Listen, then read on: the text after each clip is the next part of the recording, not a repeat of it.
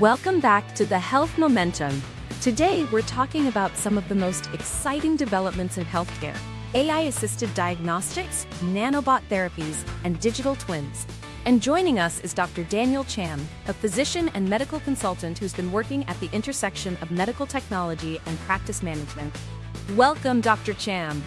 Thanks, Jane. Really excited to be here and dive into this. Let's start big picture. When we say AI-assisted diagnostics, what does that really mean for a patient or a doctor in the clinic? Great question. Essentially, AI-assisted diagnostics are tools that help doctors interpret data faster and more accurately. Think of imaging scans, lab results, or even EKGs. The AI can highlight patterns or anomalies that might take a human longer to notice, but it doesn't replace the doctor. It's about augmentation, not automation. I love that phrase, augmentation, not automation. So it's like a second pair of highly trained eyes? Exactly, and the key is documentation and billing. That's where many clinicians hit a snag. There are only a few CPT codes today that properly cover AI-assisted services. So even if the tool improves patient care, reimbursement can lag behind, and that affects adoption. Interesting. So we have this amazing technology, but the financial infrastructure hasn't caught up. What are some specific areas where AI diagnostics are really making a difference right now, despite these challenges? Absolutely. In radiology, for instance, AI can detect subtle changes in X-rays, CTs, and MRIs that a human eye might miss, or at least take longer to identify. Think early detection of lung nodules or brain aneurysms. It's also huge in ophthalmology for detecting diseases like diabetic retinopathy, often even better than human specialists in initial screenings. Pathology is another big one, analyzing tissue samples for cancerous cells much faster. That's incredible. So it's not just about speed, but also potentially improving the quality of diagnoses. It sounds like it could also help reduce physician burnout if they have this powerful assistant helping them sift through mountains of data. Precisely, the sheer volume of data clinicians deal with daily is overwhelming. AI can triage cases, flag the most urgent ones, and provide a differential diagnosis list, allowing the doctor to focus their expertise on the complex cases and patient interaction. It frees up valuable time, which is a huge benefit for both doctors and patients. That makes so much sense. Now, moving from AI to something that sounds almost sci-fi, nanobot therapies. Can you explain what's happening there? Sure. Nanobots are microscopic devices designed to travel inside the body, delivering drugs precisely where they're needed, or even performing tiny repairs at the cellular level. Early research shows they can, for example, target tumors more accurately than traditional chemotherapy, which reduces side effects. But we're still in the early stages in terms of coverage. Most insurance plans consider these experimental. So adoption isn't just a clinical issue, it's financial and regulatory too. Exactly. Without clear billing and coverage pathways, even the most promising therapies risk being sidelined. That's why payers, clinicians, and regulators need to collaborate now, not later. When we talk about nanobots, the applications are breathtaking. Imagine them clearing arterial plaque, precisely repairing damaged neurons, or even monitoring vital signs from inside your bloodstream. The precision is what's revolutionary. That's mind-blowing. But how do these tiny robots even work? How are they powered, controlled, and eventually removed from the body? Or do they just stay there? Those are the million-dollar questions the researchers are grappling with. Right now, many are designed to be biodegradable, so they dissolve naturally after completing their mission. For others, external magnetic fields or ultrasound might be used for guidance or activation. Power sources are often tiny batteries, or even leveraging the body's own energy like glucose. It's still very much a frontier, but the potential is so immense, it's worth the scientific heavy lifting. It sounds like something straight out of a movie. What are the biggest ethical concerns with nanobots, beyond just getting them approved and paid for? You hit on a crucial point, Jane.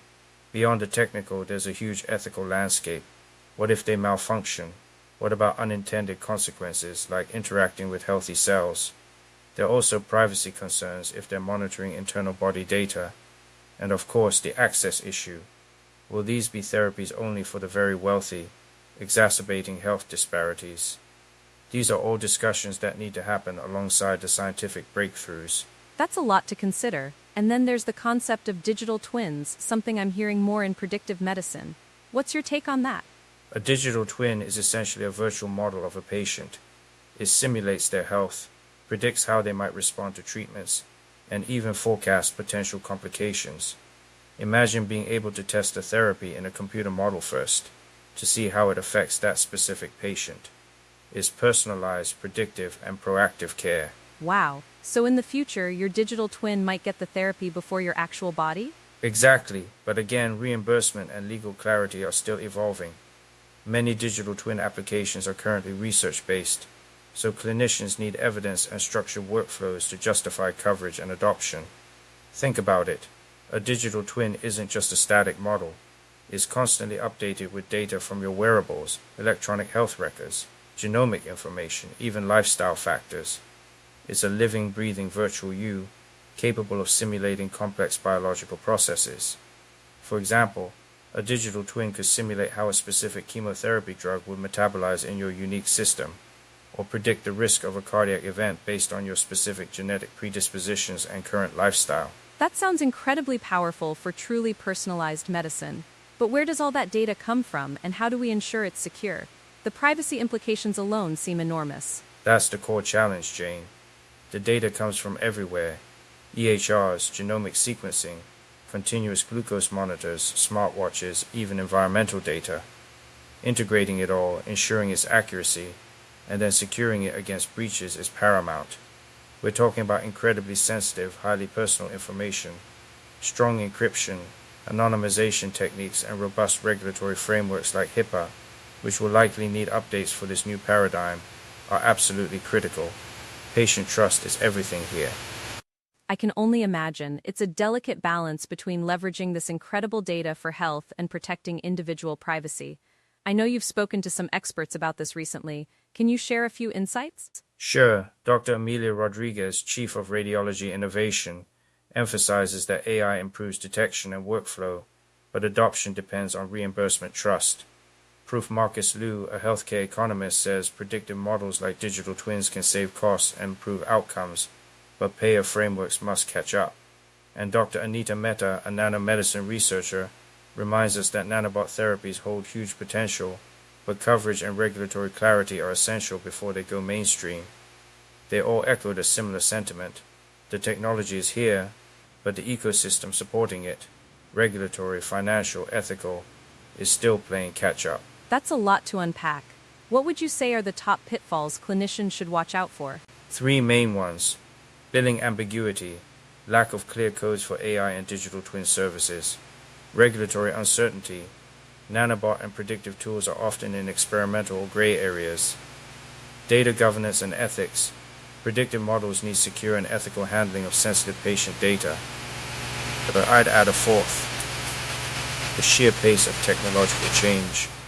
It's hard for clinicians who are already swamped to keep up. There needs to be structured education and continuous training on these new tools. That's a very practical point.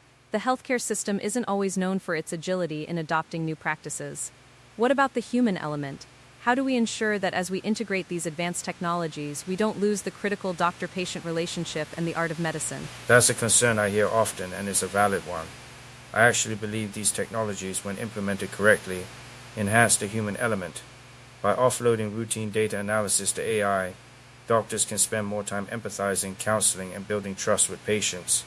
It allows for deeper, more meaningful conversations about treatment options, lifestyle changes, and holistic well-being, rather than just crunching numbers.